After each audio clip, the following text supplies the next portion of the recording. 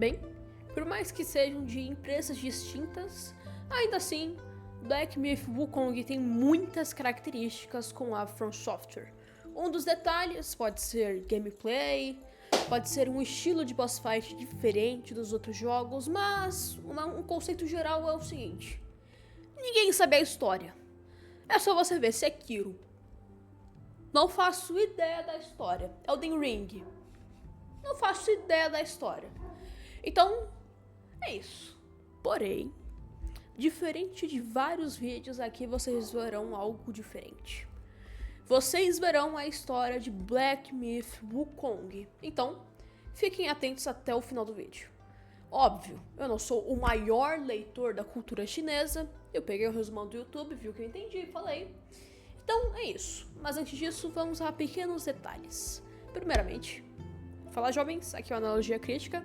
E é o seguinte.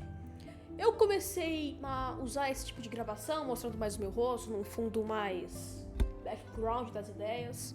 Mas então é isso. Eu realmente planejava que continuasse fazendo vídeos mais editados, mas que tal mudar um pouquinho pra ver como é que fica? Se vocês curtirem, ok. Se vocês não curtirem, eu vou ver o que eu faço.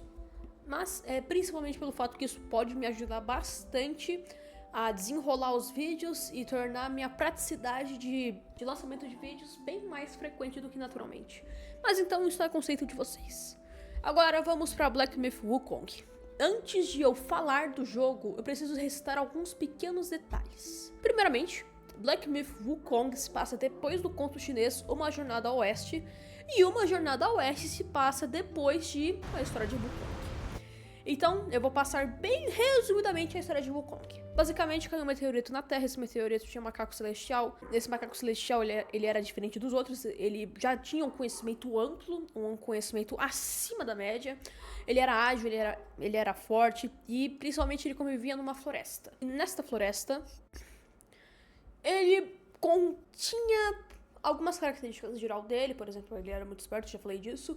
Ele tinha vários amigos macacos, até que um dos amigos falou: que tal a gente explorar uma caverna? Beleza.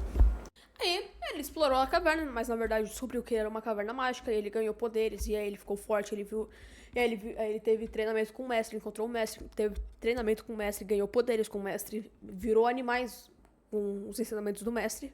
Só que ele usou os poderes dele pra mérito próprio, então ele não virou mais aluno do mestre. E aí ele enfrentou demônios, ele encontrou um pau que cresce e diminui, um bastão mágico.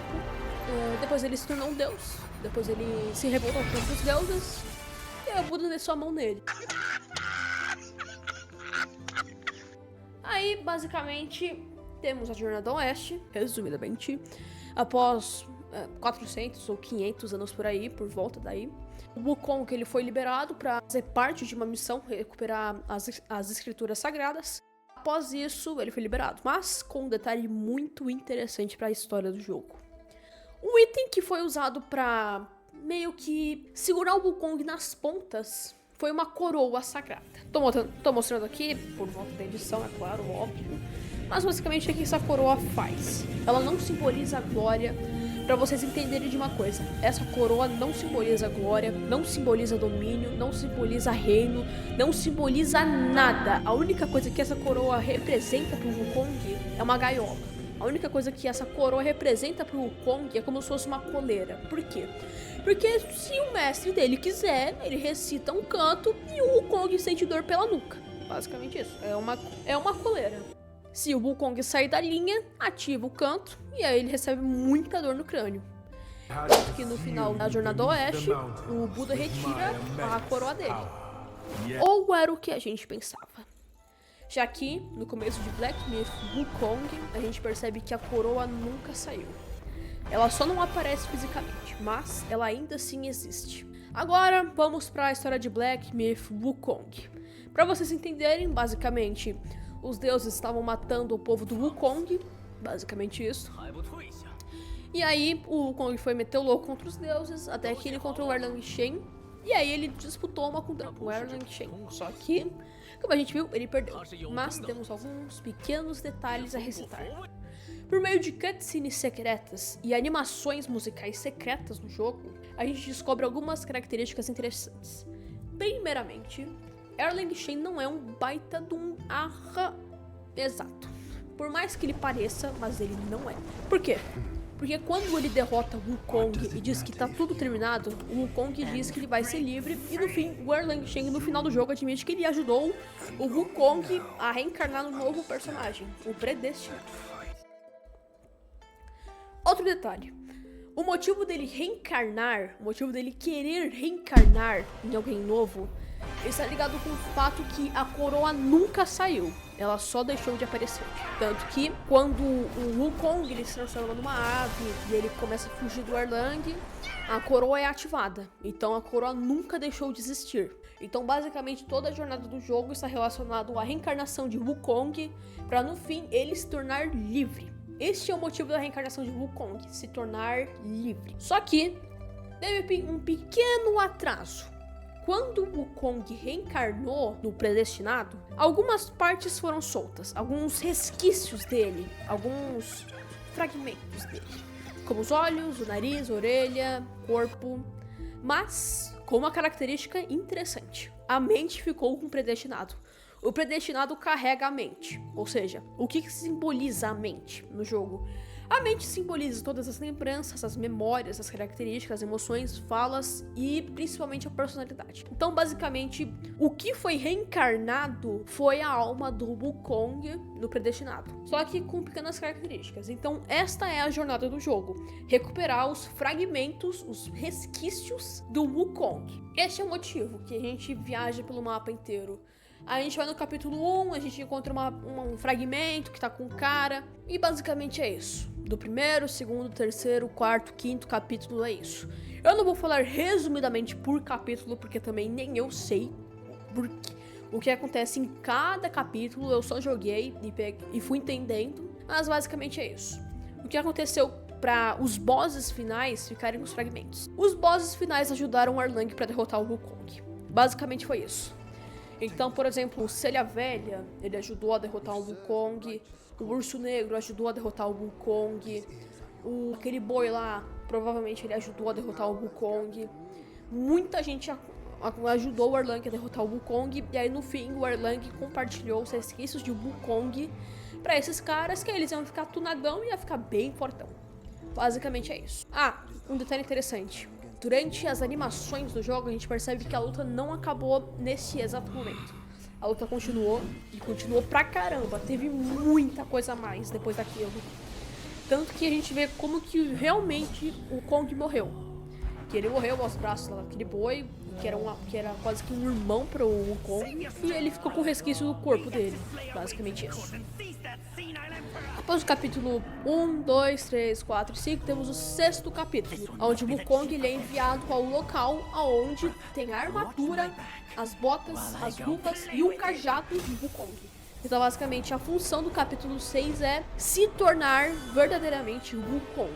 Tanto que, se você vê, só você explorando o mapa, você percebe que você pega as botas, depois você pega o manto, depois você pega as luvas. E ao decorrer de cada exploração que você vai fazendo, ao decorrer do mapa, você vai se tornando cada vez mais forte e adquirindo aquela mesma força que você jogou nos primeiros 20 minutos de jogo. Então, basicamente, você é tão forte quanto o Wukong, o Predestinado agora é tão forte quanto o Wukong. E agora falta o último resquício, a mente. Ou pelo menos o que ele pensava. Atenção, eu espero que vocês prestem muita atenção nisso. Antes de você querer zerar o jogo, qual é a ordem correta de você jogar o jogo? A ordem correta, a ordem onde você primeiramente derrota o Erlang e depois você vai derrotar o Wukong. É isso, essa é a ordem do final verdadeiro. Mas se você for primeiro enfrentar o Wukong, é o final ruim. Se você enfrentar o Wukong primeiro, você tá indo a caminho do final ruim do jogo. E qual é o final ruim? O final ruim é onde você derrota o Wukong, beleza, você pega a mente de Wukong, bacana. Porém, aparece um ancião e o ancião coloca a coroa em você e você deixa receber a coroa. Ou seja, toda essa jornada onde você lutou para se tornar livre, para sua reencarnação, a reencarnação de Wukong se tornar livre, finalmente foi pro ralo. Basicamente, a jornada dele só andou em círculos. Este foi o final ruim.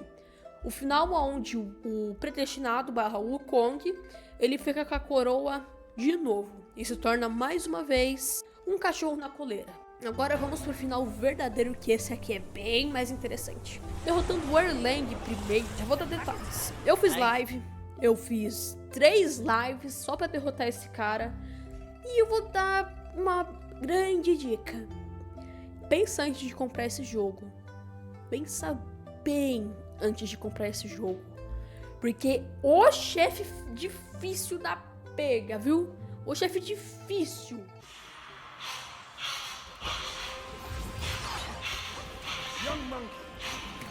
Nossa, que isso? Como é que eu... ainda tem isso. Como é que eu passo disso? Cara, eu nunca passei tanto mal numa boss fight. Mas ok.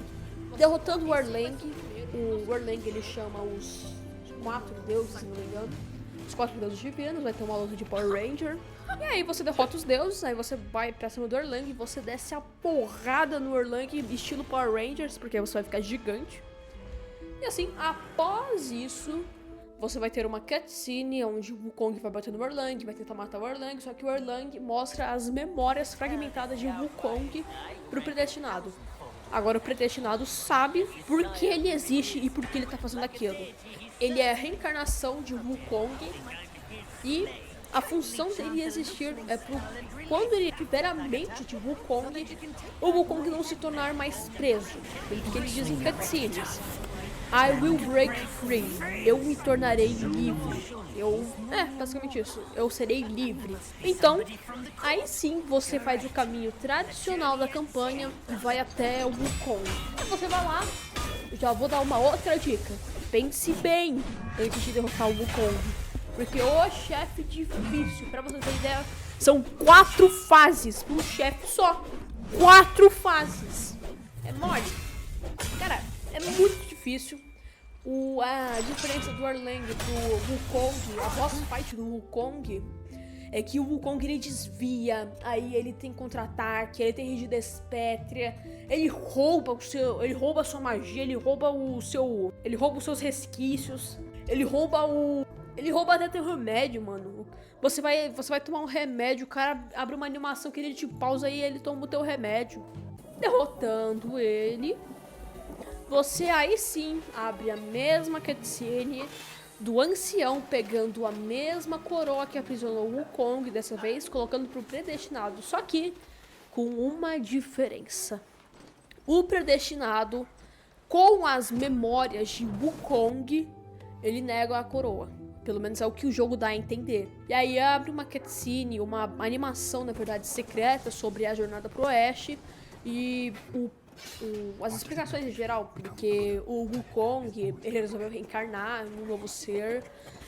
Cada cutscene secreta, cada animação vai explicando pouquíssimos detalhes da história. Por exemplo, até o capítulo 5, as animações / cutscene / as animações mesmo em geral, elas vão falando sobre a história dos chefes finais. Só que, diferentemente, agora você sabe a história de Wukong e você sabe que o predestinado ele surgiu para quebrar esse ciclo onde o Wukong ele vai ficar preso pela corte celestial, usando a coroa que simboliza basicamente apenas escravidão para ele.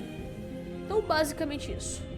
Ok, então, quem curtiu e quiser, dê um like, se inscreva no canal, comente algo para apoiar o vídeo, por exemplo, se você curtiu essa forma de edição.